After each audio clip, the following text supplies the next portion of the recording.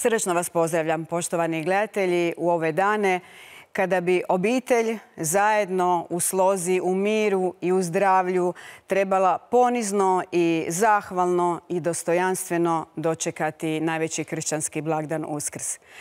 Veliko mi je zadovoljstvo, poštovani gledatelji, da ćemo danas imati predstavnike udruge koje zapravo znače posebnu obitelj i posebnu udrugu gdje je ljubav na djelu svih 365 dana. Dakle, oni su radost i nada i svjetlost za mnoge, pogotovo samačka domaćinstva, za mnoge potrebite, bolesne, za mnoge kojima je zapravo ponekad ta udruga i jedina obitelj.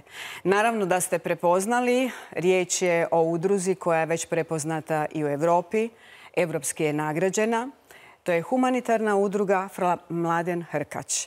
Dakle, u Zagrebu, ali jednako tako imaju podružnicu i u Širokom Brijegu. A naše drage predstavnice te udruge zapravo će nam osvjedočiti da kroz brojne godine od samog početka njihovi projekti, evropski projekti, jesu evropski standardi od samog početaka, ali se samo nadograđuju, oni nikada ne prestaju.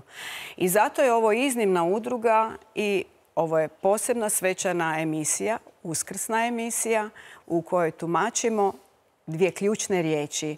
To je zajedno i ljubav prema čovjeku. S velikim poštovanjem pozdravljam drage i poštovane Mateju Pandurić, voditeljicu službe za financije, administraciju i projekte u humanitarnoj udruzi Fra Mladen Hrkač. Dobar dan i dobrodošla. Dobar dan, evo čast je opet biti kod vas u emisiji. I s nama je po prvi puta, poštovani gledatelji, Božana Bešlić, voditeljica službe evropskih projekata u humanitarnoj udruzi Fra Mladen Hrkač. Dobar dan i dobrodošli. Dobar dan i bolje vas našla. Sve mlada ekipa, poštovani gledatelji, a govorimo da već brojni niz godina potvrđuju ljubav na djelu, ali najbolje o svemu tomu, o nagradi, zapravo vi ste nagrada brojnim obiteljima, pa evo prije svega iskrene čestitke. Moramo tu na samom početku reći jedno veliko ime, to je naš dragi Ivica. Pa izvolite vi sve. Evo, hvala vam, Ana, još jednom na dobrodošlici. Gledajući ususret i ovom velikom tjednu i velikim danima u kojima se nalazimo prije Uskrsa i 10. godišnjici koju će uskoro humanitarna udruga Fra Mladen Hrkač proslaviti, osvrćemo se na u biti našu glavnu misiju i kroz ove velike dane vidimo i podsjećamo se kako je to nositi križ. Mi se svakodnevno susrećemo i na svom putu nailazimo na ljude koji nose razne križeve, bilo da se radi o bolesti, bilo da se radi o teškom siromaštvu ili bilo da se radi o usamljenosti, i kroz razne aktivnosti i projekte nastojimo, ne možemo ponijeti nečiji križ umjesto nekoga u potpunosti, ali nastojimo biti pomoćnici i pomoći osobama u nošenju križa koje oni imaju. Kroz ovih 10 godina koje ćemo proslaviti, mi smo obuhvatili možda jedan grad Knin koji ima više od 10.000 stanovnika, toliko je bilo i naših korisnika usluge smještaja tijekom liječenja u Zagrebu. Znači, naša glavna misija je osigurati smještaj, prehranu, psihosocijalnu i duhovnu podršku tijekom liječenja za cijelu obitelj od oboljele osobe koja je primorana doći u Zagreb, jer nažalost u drugim krajevima Hrvatske ili Bosne i Hercegovine, otkud naši korisnici dolaze, ne postoje toliki zdravstveni i medicinski kapaciteti za pružiti pomoć kada se radi o teškoj bolesti. S obzirom da sam s vama već punih 10 godina, molim vas, iznimno je važno, poštovani gledatelji, uvijek govorimo samo o nekim lošim stranama življenja, o teškoćama, ali ovo je zapravo ljepota življenja. Dakle, ova udruga zapravo živi ljudske vrednote. I zato vas molim, nabrojimo jasno i glasno imena, odnosno vas, osnivača, koji su od samog početka. Dakle, ja kažem Ivica, on je Ivan, ali dobro. Naš dragi predsjednik i jedan od osnivača, gospodin Ivan Soldal, stavljate me, Ana, malo sad u nezahvalnu jednu poziciju. Mi smo uvijek i naš slogan pomozimo zajedno i mi zaista živimo za to da i Naša udruga je osnovana na jako puno ljudi. Na više od 100.000 ljudi je bilo na neki način uključeno u naš rad. Bilo da su nazvali humanitarni broj telefona i tako donirali nekoliko kuna. Mi imamo više tisuća osoba koji putem trajnog naloga mjesečno pomažu naš rad. Imamo sigurno preko 1000 osoba koje su kroz sve ove godine bile uključene intenzivno u volontiranje.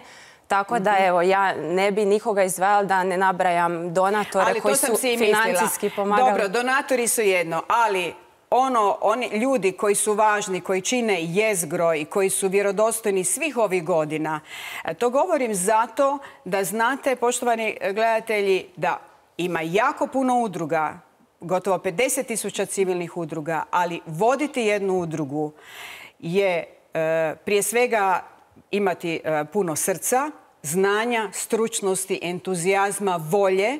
To je zapravo jedan život, to je živi organizam. Dakle, Ivan, Soldo, Nives, Skoko Žanić, Matea Pandurić, Marija Prekrasna i brojni volonteri su ostali svih ovih 10 godina. I htjela sam da se oni čuju i znala sam da ćete biti tako skromni jer uvijek ističemo zajedno. Naravno da su svi važni, ali da vi niste ostali tako jedinstveni i da niste samo pronalazili načine vjerodostojnog i predanog rada, onda ne biste imali i povukli zapravo cijelu vojsku volontera upravo zbog te vjerodostojnosti. Evo, hvala vam lijepa sad na uvodu. Da čujemo malo i dragu Božanu. Evo, govorili smo da kroz tih 10 godina brojni su projekti. Čuli smo koji je nekako osnovni kao okosnica, ali vi tu niste stali zato što vam se javljaju i branitelji, brojna samačka domaćinstva, prema djeci ste osobito senzibilizirani.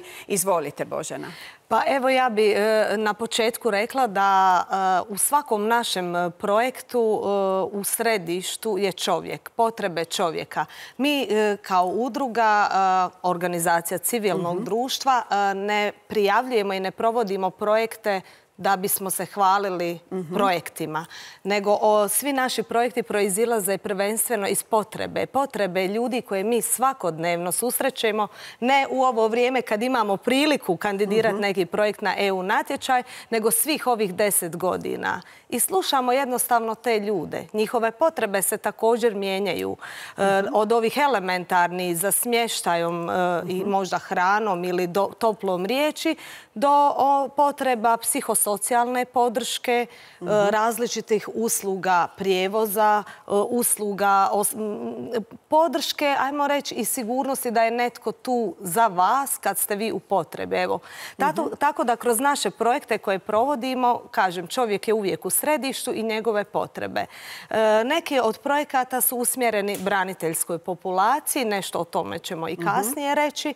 A recimo jedan od projekata koji evo upravo sad ovih dana pred Uskrs i završavamo, bio je usmjeren siromašnim našim sugrađanima u gradu Zagrebu koji žive na rubu siromaštva, kojima smo kroz aktivnosti humanitarne pomoći u hrani i higijenskim potrepštinama doslovno pokucali na vrata. Nekada smo bili jedine osobe koje su oni u doba i ove dugotrajne zdravstvene krize imali priliku uopće susresti. Tako da, evo, rastemo i mi kroz naše projekte i širimo tu neku bazu pozitivne energije, rekla bi to tako. Europske projekte koji su i administrativno i financijski zahtjevniji također provodimo i prijavljujemo ih i za buduće natječaje, ali oni su nama samo sredstvo za naš rad. Za ono što mi radimo i s projektima i bez projekata. Naravno da je lakše ako postoje nekakva javna financijska sredstva da se to lakše i realizira. Da, ali onda imate i sigurnost. Onda možete mnogima na više načina i na različite načine pomoći. Ali ono što je zapravo uvijek najvažnije i uvijek ističete kao vjerodostojnost i možda onako prvi i najvažniji moment da svaki put kad se javite imate osjećaj da je s druge strane čovjek kojemu je stalo. Dakle, ne osoba koja je tamo jedna tajnica koja će zapisati samo vaše ime, nego bilo tko vam se javi u humanitarnoj udruzi Fra Mladen Hrkač, zna vas osjetiti, zna vam odmah dati pravu informaciju, a ako ne zna, toplo, dostojanstveno će vam reći da ćete dobiti pravu informaciju i možda vas uputiti negdje drugdje, ali opet imat ćete osjećaj da više niste sami u tom svom teškom križu, kako je naša Matea rekla. Idemo sad na prvu reportažu.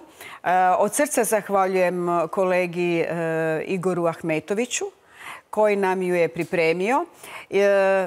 Naravno da znamo da je i Sisak, i Petrinja, i Glina nakon potresa pogotovo u potrebi.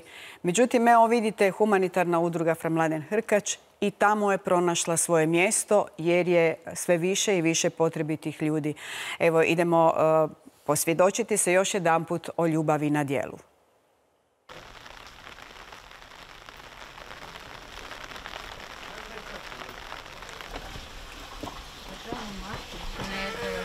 Dobar dan, kako smo? Dobro, vi? Evo, dobro. Bog. O, Bog. Bog Patrik. Bog Ana Marija. Pa tu se promijenilo nešto. Da? Kad sam ja baš vam je lijepo. Da, vi ste uvijek aktivni. Da. Sve se promijenilo. Mi smo nešto vama donijeli. To mi je super, znači malo popričamo. Kad ovak otiđemo i kod svojih malo, ali ne jem baš peščije se sad, što je gorivo malo preskupo za nas. Što meni od mirovine ostane 2000, ajde recimo 300-400 kuna. I taj dječji to onda, znači, od toga živimo cijeli mjesec. Zadatak mi je, znači, da obilazim ispred udruge OSA, znači koji smo partneri udruzi Fra Mladen Hrkač na ovom projektu. Znači, moj zadatak koordinatora za Sisačko-moslavačku županiju je da obilazim, znači, branitelje, da s njima stupim u kontakt, da detektiram probleme kod pojedinih obitelji i da onda to u vidu jednog izvješća, znači, prenesem njima u Zagreb, gdje oni onda formiraju mobilne timove ili mobilni tim i onda tako svaku četvrtka, znači, idemo obavezno kod 2, 3, 4 obitelji, ovisi znači sve koliko ima potreba na terenu, a potreba ima jako puno. Sad ćemo vidjeti, malo je obnova ta i to sve je dosta sporo, međutim prijavljeno je sve, čekaju se, znači, to se sve čeka, da dođu statičari i da mu se to vidi šta će biti s tom kućom.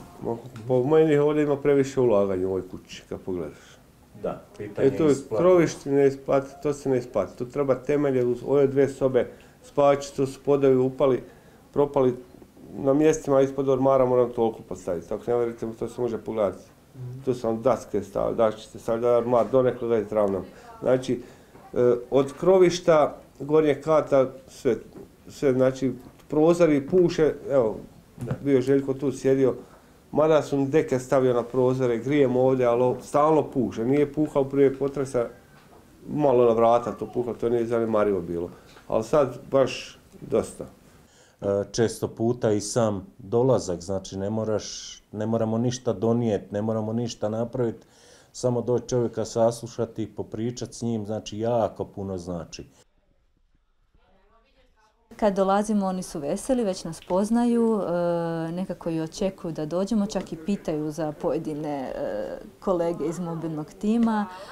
Znači im jer nekako i savjetujemo vezano uz neke procedure, korake koje trebaju napraviti, ali i na neki način i provedemo neko vrijeme s njima pa im i pokažemo na koji način oni mogu provesti neko slobodno vrijeme, poigramo se, vidimo gdje možda nešto šteka, pa onda i tu pomažemo sa nekim dodatnim našim aktivnostima i učenju i tako. sad se sve više vide te posljedice koje nastaju i zbog pandemije i zbog potresa.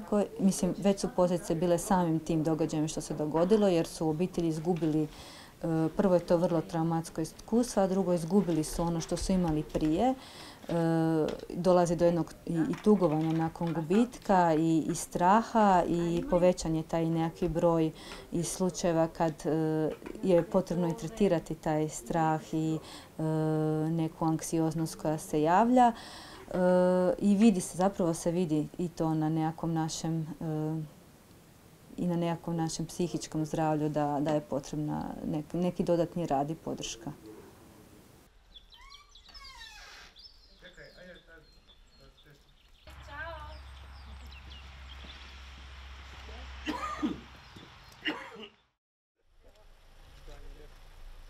Moja obitelj sastoji se od 4 člana, ja, supruga i 2 dečka, Šimun i Mata. Oni su kohlearci, znači imaju ugrađene umjetne pužnice i 2 roditelja mojih, tata i mama. Cijelo vrijeme od potresa, kak je kuća odmah je crvena bila, uspio sam preko Gršića, smo riješili kontejner. U kontejneru su roditelji, a ja i supruga i djeca smo u mobilnoj kućici. Šta već učite? Došli ste iz škole i učite? Volim čitati knjigu. Ok, bravo. I pratim preko vijesti, jer ja pratim politiku. Pratiš politiku? Voliš politiku? Wow! Ovo je iznenađenje za mene. Jako malo mladih. To možda ne bih znala pričati. Da, ne bi ni ja. Bravo. To je to. Super. A ti? Ja volim igrati igrice na mobitelu. Aha, ok, znam. Bar sam jednog pogodila. Onda, ajde. Ovo je nova kuća. Stara je bila, koja je nastradala u potresu. Srušena je do kraja uz pomoć udruge i još donatora. Pokrenuta je akcija. Uspio sam, izgraditi zamjensku kuću, došli smo do krova, pod krovom je. I jednostavno krenulo se. Kad smo uspjeli došli do toga da je kuća srušena, krenuli smo dalje raditi. Znači na prikupljanju tog svega. Evo, rezultat je kao što vidite.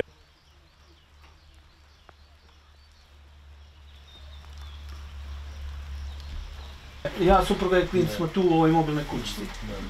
Jako je dobro da se ljudima dođe na vrata, da se porazgovara s ljudima, jer jedino na takav način možete kvalitetno dobiti pravu informaciju što se na terenu dešava. Tako da možete adekvatno pomoći ljudima na terenu.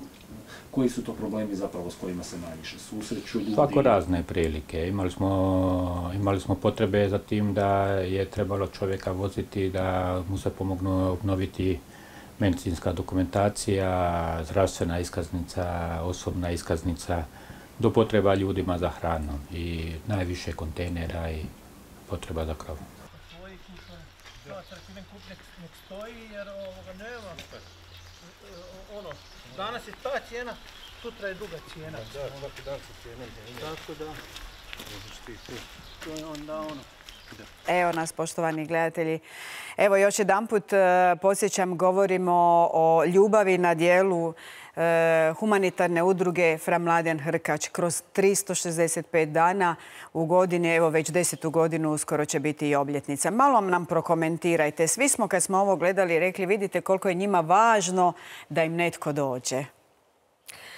Pa evo, obično kažu da slika, odnosno nekakav prikaz govori više od riječi, ali ja bih htjela ovdje reći da u okviru jednog od projekata koje trenutno provodimo zajedno s partnerima na području Sisačko-moslavačke županije, odnosno na području koje je pogođeno potresom. Vidjeli smo u prilogu u kakvim uvjetima i dan danas ljudi žive, ali optimizma ne nedostaje. Naše kolege i volonteri, kako smo mogli vidjeti u prilogu, svaki četvrtak s mobilnim timom idu u područje i Siska i Petrinje i Gline i drugih puno nepoznatijih, ajmo reći, manjih mjesta gdje su ljudi u potrebi. Dolazimo svakom svako ima potrebu da nas primi. I ljudi vam to osjete jer to su osobe u mobilnom timu koji idu na teren i u posjet takvim obiteljima zato što žele. I nema nikakve razlike.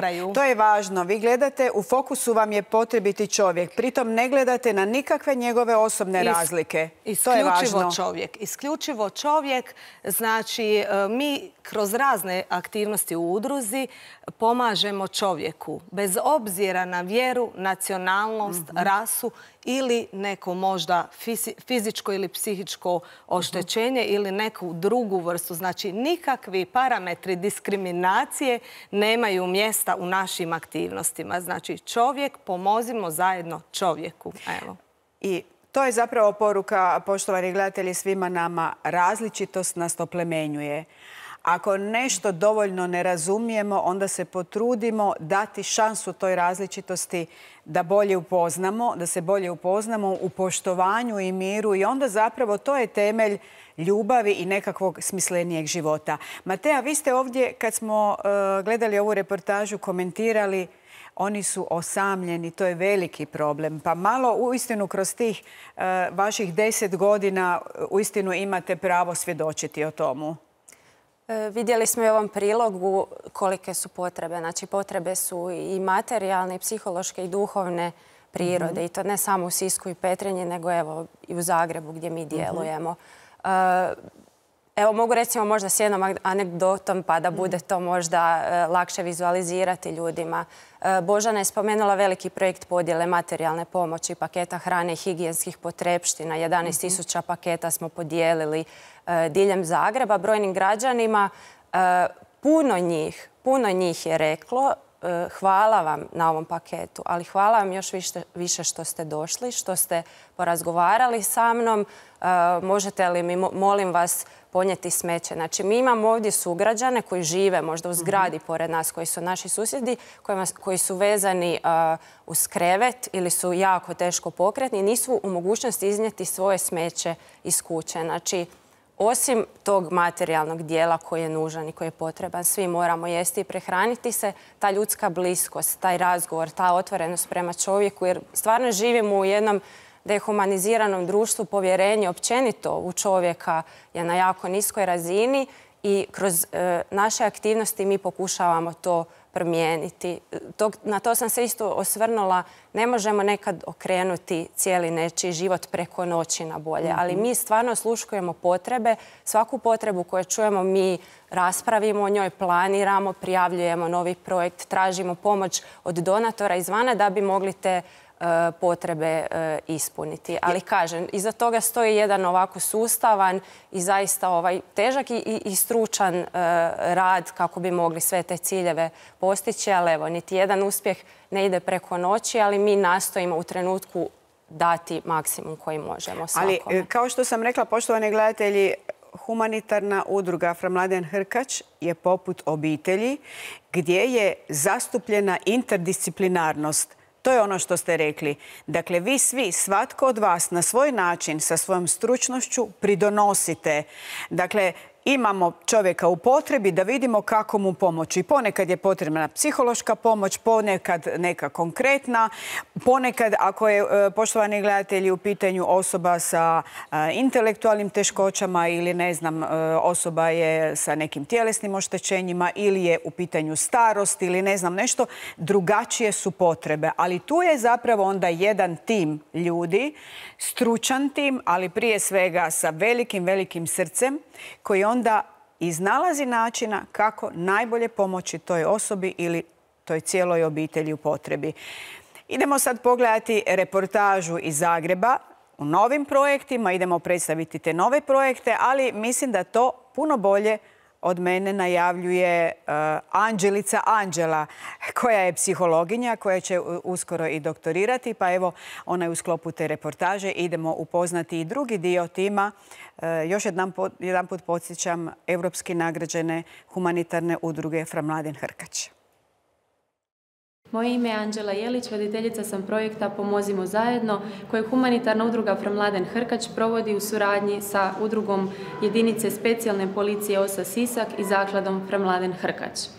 Projekt Pomozimo zajedno namijenjen je svim hrvatskim braniteljima i članovima njihovih obitelji koji žive u Sisačko-moslavačkoj županiji. Cilj ovog projekta je pružiti podršku svim organizacijama civilnog društva s tog područja, ali i da naš psihosocijalni, stručni, mobilni tim svojim obilascima pruži psihološku, ali i ljudsku podršku. U tim našim posjetima sudjeluju volonteri koji pružaju ljudsku podršku i pomoć, ali i pomoć u manjim fizičkim i kućanskim poslovima. Ovaj projekt nastao je kao plod dobre suradnje i uspješnog održavanja projekta Rebrand HR koji je završio u studenom prošle godine. Kroz taj projekt prošlo je preko 100 zadovoljnih korisnika, hrvatskih branitelja i članova njihovih obitelji koji su koristili razne usluge poput onih psihosocijalne pomoći, zdravstvenih usluga, usluge njege i prijevoza. O tome će nam sigurno reći nešto i naši korisnici koji će najbolje posvjedočiti o rezultatima samog projekta. Oba projekta su sufinancirana iz Europske unije i iz Europskog socijalnog fonda, o čemu više možete saznati na njihovoj web stranici strukturnifondovi.eu.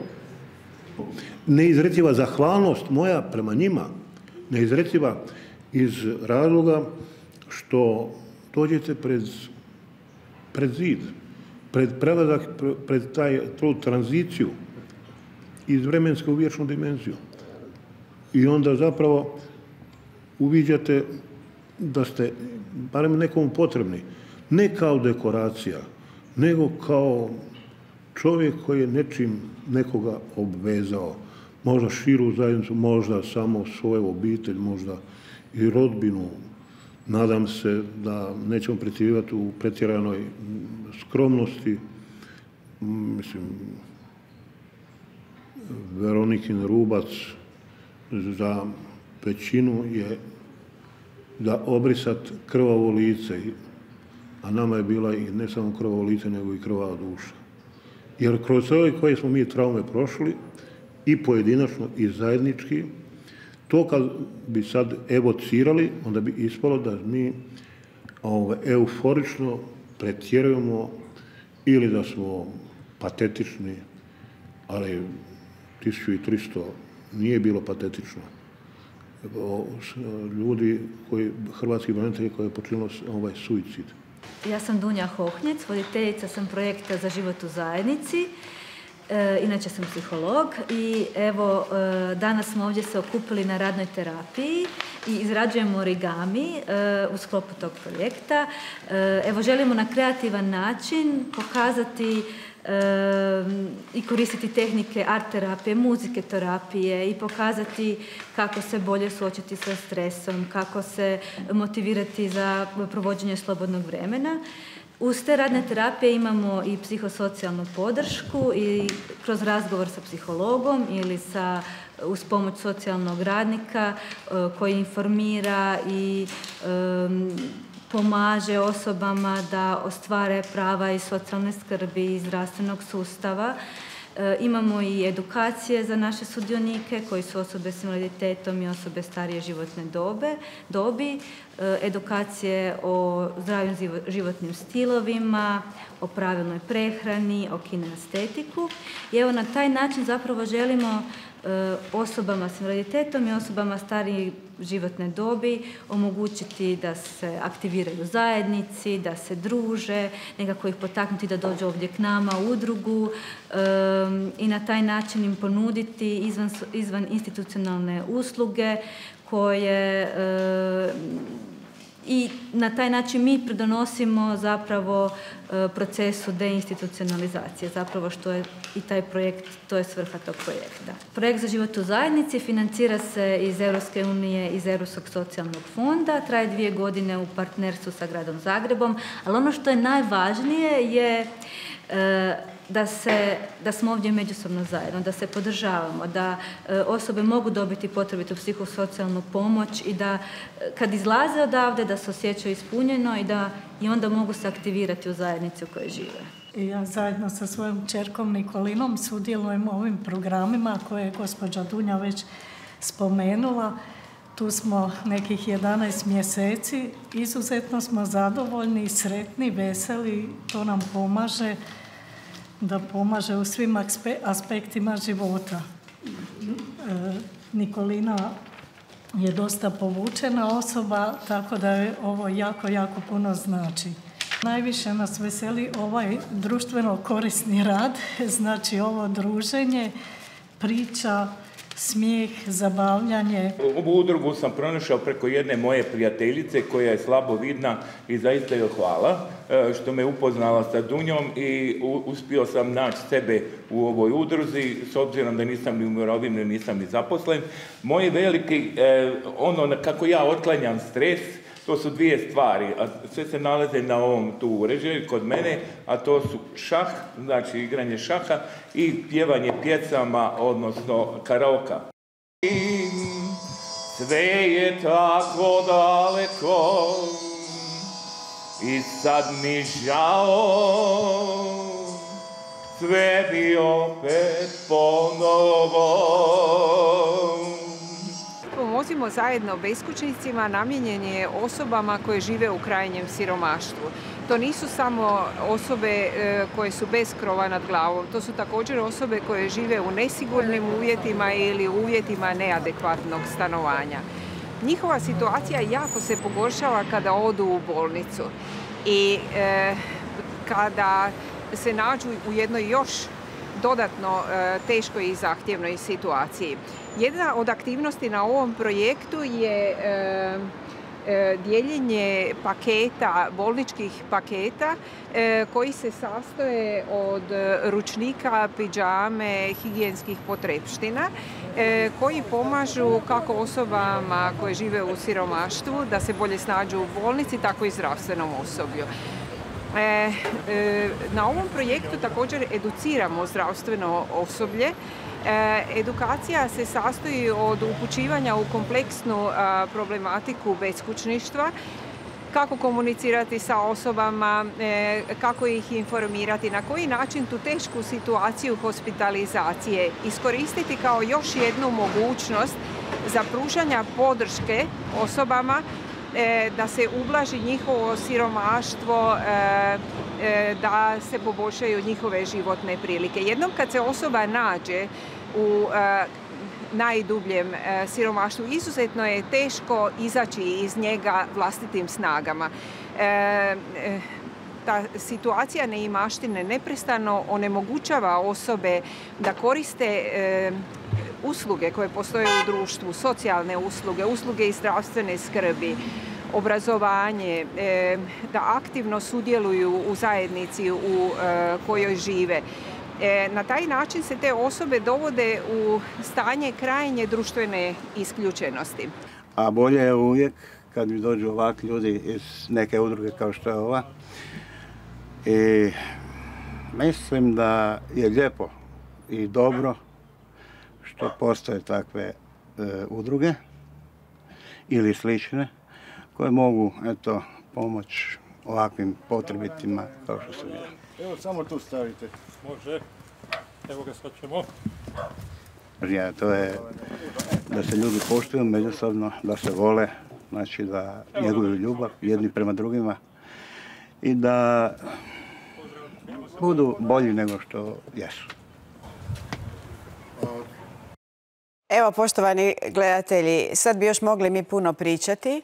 Ja sam se sa gospodinom Kramarićem već tamo zagrlila, osobno izljubila i obećala sam mu da ću ga i ovim putem pozdraviti i evo još jedanput zagrliti dušom i uzvratiti u ime svih nas sve lijepe želje o kojima je on govorio da je važno da budemo bolji jedni prema drugima. Evo, od sveg srca zahvaljujem i bravo na svim ovim sjajnim projektima humanitarne udruge Fra Mladen Hrkač. Idemo malo ovo prokomentirati. Toliko puno je projekata zapravo ovdje bilo istaknuto i zapravo su svi ovdje objedinjeni. Dakle, cijela populacija.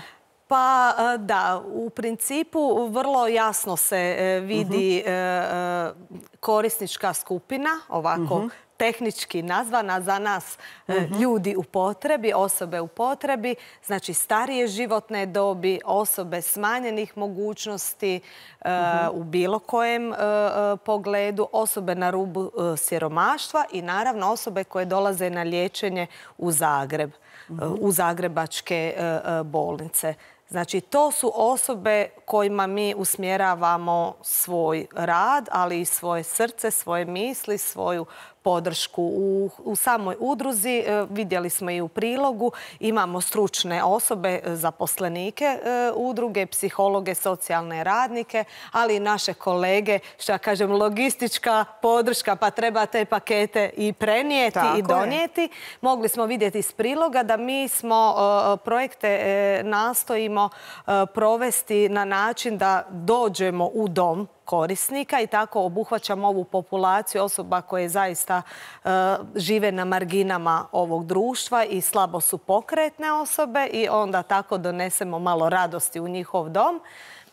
A s druge strane, u samoj udruzi organiziramo različite aktivnosti izvan institucionalne s ciljem zbližavanja, provođenja i slobodnog vremena i davanja smislu, ajmo reći, ponekad životu tih ljudi. Uz stručno osoblje i volontere, evo. Mislim da smo na dobrom putu. Ispunili ste zapravo onu osnovnu svrhu da oni žive čim normalniji život, bez obzira što su im životne okolnosti iznimno teške. Ali idemo se, evo, Matea, molim vas, vratiti na onu nekakvu okosnicu djelovanja vaše udruge, a to su stanovanja. Odnosno, poštovani gledatelji, imali smo stvarno puno emisija i reportaža o tomu da ova udruga ima stanove za one obitelji koje bi stanovale, odnosno boravile u tim stanovima za vrijeme liječenja nekog člana njihove obitelji u nekoj od zagrebačkih bolnica. Dakle, to su ljudi izvan Zagreba, dakle ne samo izvan Zagreba, nego i izvan Hrvatske. Izvolite, kako je sad život? Imali smo i potrese i svašta u međuvremenu. Što se događa s tim? Tako je. Kao što ste rekli, naša glavna misija je pomaganje osobama koje dolaze na liječenje u Zagreb iz drugih krajeva Hrvatske i ostatka svijeta i Europe. Mi trenutno djelujemo u stanovima i kućama koje koristimo bilo na temelju ugovora o najmu, bilo da imamo ugovor o besplatnom korištenju. Neki od tih smještaja su nam i privremeno i donirani, na čemu smo naravno jako zahvalni vlasnicima. Međutim, nalazimo se u jednoj velikoj socijalnoj i gospodarskoj krizi, evo kako svijet stvarno jedan duži period nije vidio i to naravno utječe i na tržište nekretnina. Tržište nekretnina, svi koji živimo u Zagrebu, vjerojatno smo upoznati, je u jednoj jako zapravo za nekoga, za nas nepovoljnoj fazi. Cijene najmova rastu, ali ono što je još veći problem, nisu dostupni smještaj na lokacijama koje su nama potrebne.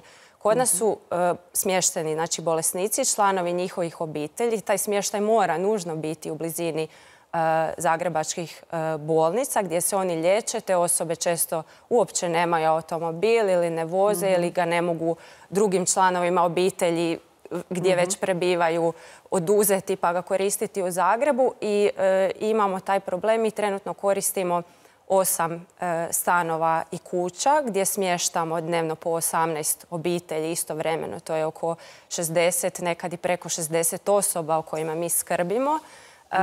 I nažalost, dio tih ugovora o najmu nećemo biti u budućnosti u mogućnosti produžiti. Ili su vlasnici prodali te nekretnine ili su cijene jako porasle. I evo, u potrazi smo za jednim trajnim i sustavnim rješenjem za taj smještaj. Ja sam na početku rekla, mi smo u 10 godina pomogli sve stanovnike grada Knina, da se tako figurativno, znači više od 10.000 osoba smo pomogli. To dovoljno dokazuje kolika je potreba za takvom uslugom, iako se takva usluga ne pruža kroz nikakve javne usluge ili nije dostupna u nekakvim javnim domovima. I mi ćemo se definitivno okrenuti javnosti koja nas je do sada jako puno puta pomogla i medijima koji su nas do sada podržavali da napravimo jednu aktivnost, jednu akciju traženja trajnijeg rješenja za smještaj naših korisnika. A ja se nadam, poštovani gledatelji, da ćemo uskoro imati emisiju gdje ćemo najaviti da se gradi neki centar ili dom gdje vam neće trebati stanovi, nego ćete uistinu ili možda pored stanova da imate jedan veći prostor gdje možete stvarno, poput nekog umirovljeničkog doma ili čak i bolničkog tipa, imati apsolutno sve ovo što imate sada u tim stanovima i gdje zapravo ste stalno u neizvjesnosti što najmodavac misli s tim, koji su mu prioriteti, jer oni imaju pravo nakon nekog ugovora reći mi smo se predomislili, mi bi to sad platili, ili oni imaju neke nove životne okolnosti. Zato je sjajno da kažete mi smo zahvalni za to, sve to što su nam dali, ali život ide dalje, potrebe su sve veće, poštovani gledatelji, i možda je sad vrijeme da pogledamo i spot. Dakle, uistinu spot u kojem je sve objedinjeno i opet ona ključna riječ, veliko srce i pomozimo zajedno. Budimo tu svi zajedno i budimo uistinu kao društvo jedna velika obitelj i već sada pomozimo svima ovima koji su se već dokazali kroz ovi niz godina koliko vjerodostojno i predano rade, da im se ne dogodi da imaju jako, jako veliku potražnju, a moraju nažalost reći vrlo rado, ali ne možemo. Dakle, idemo unaprijed u jednu lijepu viziju, da već sad se pripremamo za teren, da bilo tko da nam se javi, da oni kažu hvala vam, hvala što ste se javili, već ćemo mi naći rješenje za vas. Idemo vidjeti spot.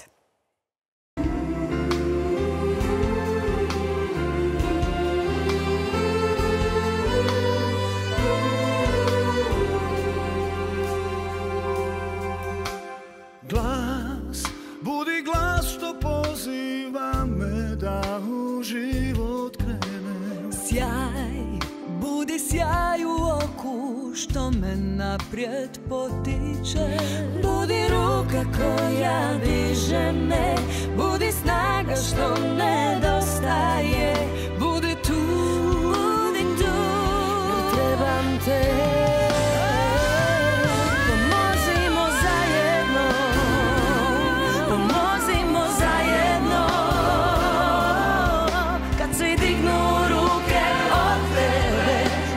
Nada ostaje. Pomozimo zajedno, pomozimo zajedno. Ma koliko mnogo daruješ i još više primit ćeš. Pomozimo zajedno.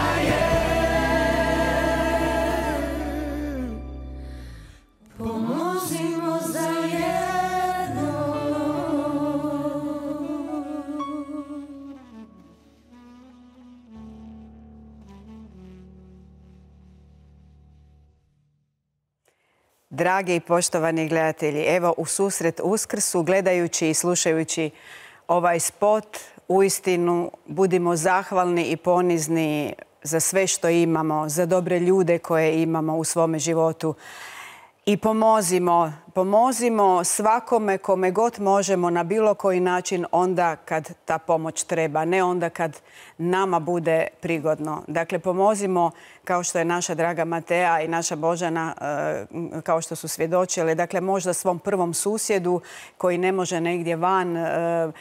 Jednostavno pomoći možda vam se čini da to nije nešto veliko, a njemu je to najveće u toj potrebi da pokucate, da kažete nešto lijepo, da čovjek ima osjećaj da je nekome važan, da nije sam, da nije zaboravljen.